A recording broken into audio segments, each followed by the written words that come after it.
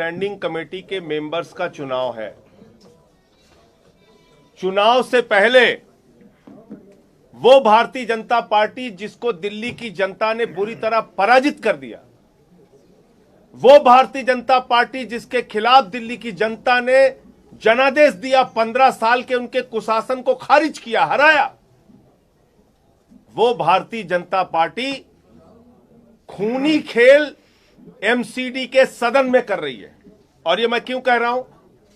ये हमारे 2 बार के चुने हुए पार्षद हैं, नेता विरोधी दल थे पिछली बार, प्रवीण कुमार जी, ये चुनकर आए हुए हैं, आम आदमी पार्टी के टिकट पे चुन के आए हुए हैं, और इनके ऊपर जानलेवा हमला सदन के अंदर किया गया, जहां बीजेपी के 7 सांसद मौजूद हैं, सारे पार्षद मौजूद हैं। इनके ऊपर इस तरीके से इनको लहूलुहान कर दिया गया, इनका खून बहाया गया, इनके कपड़े फाड़ दिए गए। क्या मांग थी इनकी? कि जो एमसीडी की परंपरा हमेशा से रही है, जो चुन के पार्षद आते हैं उनका शपथ पहले कराइए। लेकिन जो चुनाव में हारी हुई बीजेपी है, उसके मन में काला चोर बसा हुआ है। वो नॉमिनेटेड मेंबर्स को, जिनको 1 वोट भी जनता ने नहीं दिया, उसको मेयर के चुनाव में, डिप्टी मेयर के चुनाव में, स्टैंडिंग कमेटी के मेंबर के चुनाव में वोटिंग राइट देना चाहते हैं, यानी कि मत देने का अधिकार देना चाहते हैं। इस मंशा के कारण, इस साजिश के कारण उन्होंने पहले नॉमिनेटेड मेंबर्स की शपथ शुरू करा दी, जो कि कभी आज तक एमसीडी के इतिहास में नहीं हुआ। एमसीडी के नॉमिनेटेड मेंबर्स को ना तो मेयर में वोटिंग राइट है, ना डिप्टी मेयर में वोटिंग राइट है, ना स्टैंडिंग कमेटी के चुनाव में वोटिंग राइट है। ये अपने शपथ लेने की मांग कर रहे हैं, ये इनका गुनाह है? इनकी जान ले लोगे आप? क्योंकि ये चाहते हैं कि हमें शपथ करा दो, हम चुन के आए 2-2 बार से, इसलिए इनकी जान ले लेंगे आप? तो मैं चाहूंगा पहले प्रवीण कुमार जी पूरी, और इस पूरे गंदे खेल में कांग्रेस का हाथ बीजेपी के साथ, यहां जितने 9 के 9 पार्षद चुन के आए हैं कांग्रेस पार्टी के, वो सब भारतीय जनता पार्टी की मदद में लग गए हैं वॉकआउट करके। और इसका प्रमाण यह है कि जो इनकी नेता सदन है नाजिया, उसको हज कमेटी का चेयर बनाने का प्रस्ताव बीजेपी के कहने पे एलजी ने पास कर दिया आज ही। उसकी फाइल चल गई। 50-50 लाख रुपए में एक पार्षदों की डील हुई है, 4.5 करोड़ रुपए में डील हुई है। इन सारे सवालों का जवाब देना चाहिए, सामने आके देना चाहिए।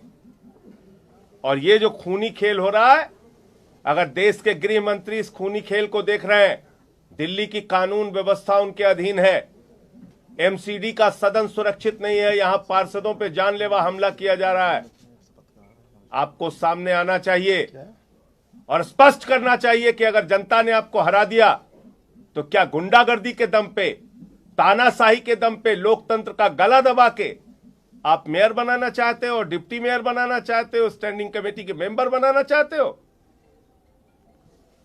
तो इसलिए मैं चाहूंगा प्रवीण जी अपनी बात आपके सामने रखेंगे, फिर सौरभ भाई। आज हम सब लोग जितने भी आम आदमी पार्टी के पार्षद जब सदन के अंदर पहुंचे शपथ लेने के लिए, तो उससे पहले ही बीजेपी की गुंडागर्दी उनकी प्लानिंग थी कि ज़बरदस्ती गैर कानूनी तरीके से अल्डरमैन जो उन्होंने गुंडे बना के भेजे हैं यहाँ पर, उनको शपथ दिलाने का काम वो कर रहे थे। उसके ऊपर हम लोगों ने, मैंने खुद वहाँ पर ऑब्जेक्शन किया कि हम लोग चुने हुए पार्षद, और आज तक कभी भी कॉरपोरेशन के इतिहास में ऐसा नहीं हुआ कि चुने हुए को बाद में शपथ दिलाई जाती है। हमेशा जो भी अल्डरमैन बनते हैं उनको बाद में शपथ दिलाई जाती है। मैं दूसरी बार सदन के अंदर चुन के आया हूँ, तो उन्होंने इस बात का जब मैंने विरोध किया, तो जितने भी अल्डरमैन जो थे वो सारे के सारे, और जो इलेक्टेड पार्षद थे और जो वहाँ पर सांसद थे बीजेपी के, सब लोगों ने मुझ पर हमला किया। जिससे शपथ लेते हैं, जिस मोमेंटो से, वो मेरे ऊपर उन्होंने मारने की कोशिश की और मारे उन्होंने। मैंने हाथ लगाया, मेरे सर पे भी लग सकती थी चोट। उसके बाद उन्होंने मेरा गला दबाया और मेरे सारे कपड़े फाड़ दिए। कम से कम भी 25 से 30 पार्षद और सांसद मिलके मुझे अकेले को जिस तरीके से उन्होंने हाथापाई की है, वो बहुत गलत है, इस तरीके से नहीं करने चाहिए। मैंने बोला भी सांसद साहब को कि ये पार्षद है, आप लोग उनको समझाओ कि इस तरीके से नहीं होना चाहिए सदन के अंदर।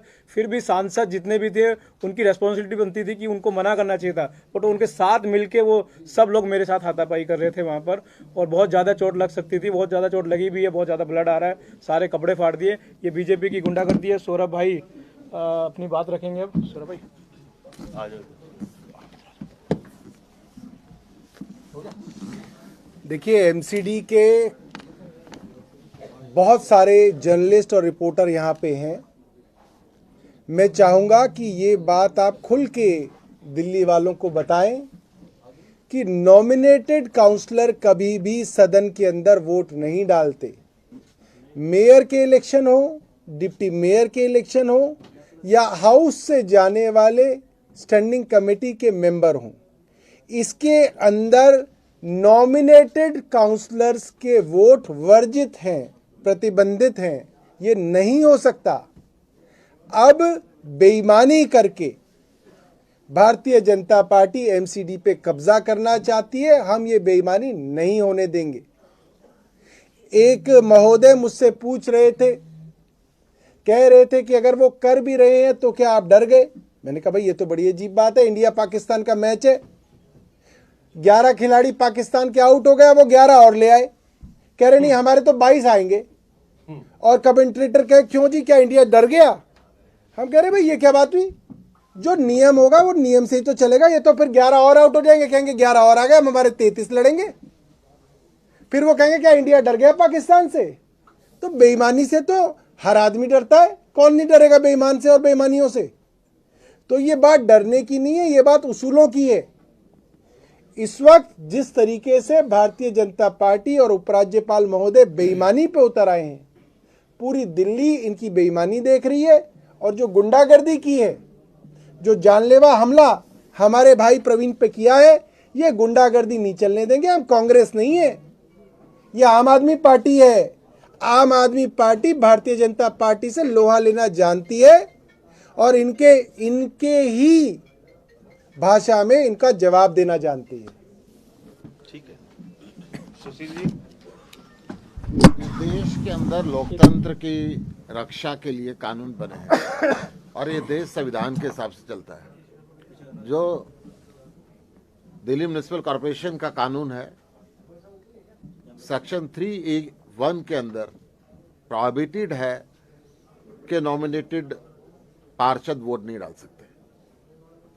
और परंपरा इस सदन की रही है कि हमेशा चुने हुए लोगों को पहले शपथ दिलाई जाती है, उसके बाद चुनी हुई सरकार की सलाह से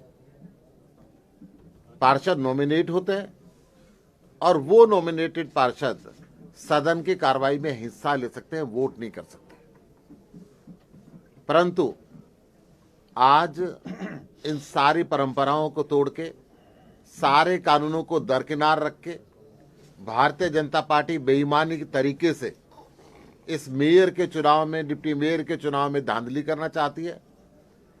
चुने हुए पार्षद जो दिल्ली की जनता ने चुन के भेजे हैं, उनकी अहमियत को कम करके पहले नॉमिनेटेड लोगों को ये शपथ दिलाना चाहते हैं, फिर उनसे वोट कराना चाहते हैं, जिसका विरोध सदन के अंदर जब किया गया तो जानलेवा हमला किया गया, खून निकाल दिया गया, कपड़े पाड़ दिए गए, दबोचा गया और गुंडागर्दी का माहौल सदन में हुआ है।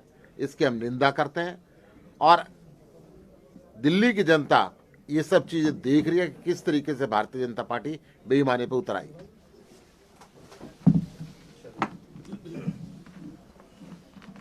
चले सदन।